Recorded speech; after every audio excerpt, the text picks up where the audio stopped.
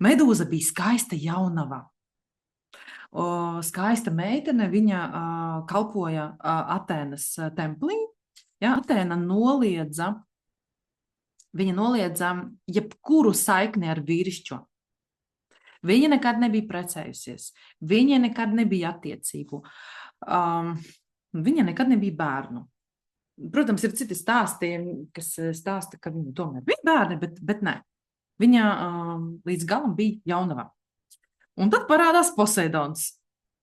Patiesa, tāda īsta vīrišķa enerģija, spiediens, agresija, spēks, seksualitāte, kaisle. Viņš ierauga šo skaisto meiteni un saka: nebūtu slikti mums ar tevi, mīļā, pamīlēties. Šī mīta konotācija bieži tiek tulkota kā mīts bieži tiek tulkots kā vardarbība. Jā, ka mēdz teikt, ka Poseidons it kā meiteni ir izvarojis, taču tā gluži nebija. Poseidons Medūzu bija nolaupījis, tāpat kā Aīds nolaupīja Koru, jā, Persefoni. Un mēs šodien raugāmies uz mītiem no humānisma skatu punkta, jā, bet senatnē sievietes bija bez tiesībām patiesībā. Ja, un arī grieķu, sievietēm nebija tiesību. Nebija balss vispār. Un grieķu mitoloģijā arī tas tiek parādīts, ja, sievietes bija kā īpašums. Viņas bija verdzenes. Un sievietes dzīve vienmēr bija atkarīga no diviem svarīgiem cilvēkiem.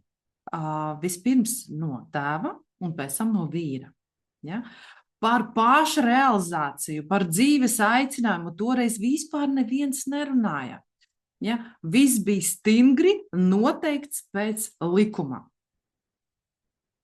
Sieviešu enerģijai bija jāsastopās ar vīrišķo. Ja sieviešu enerģija nesatikās ar vīrišķo, dievi uz to raudzījās un teica: tas nav normāli. Tas nav normāli. Kad sieviešu enerģija nesatikās ar vīrišķu, tika pārkāpta lietu kārtība, ja, tika pārkāpts kosmiskais likums. Lūk, un tad Poseidons satiekās ar Medūzu, mīlējas ar viņu, Atēna to ierauga, un būdama dieviete jaunava, viņa nespēja pieņemt viņas vērtību apgānīšanu, bet sodīt Poseidonu viņa nevar, tas taču ir viņas tēvocis, ja, tēva brālis. Un tāpēc viņa soda Medūzu. Atēna pārvērš Medūzu par briesmoni, viņa it kā iepako meitenes sievišķību zvīņās, jā, tur viņai bija zivsaste, galva ar čūskām, jā, briesmīgie nāgi viņai bija.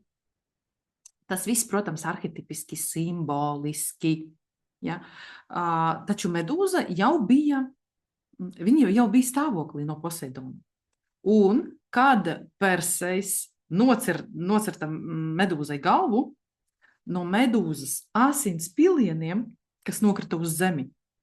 Skatieties atkal, asinis, sarkanā krāsa un kontakts ar zemi. Ja? Un tad piedzima baltais zirgs, Pegas, spārnotais zirgs Pegas. Viņš varēja lidot. Ja? Lūk, radošums. Pegas ir par radošumu.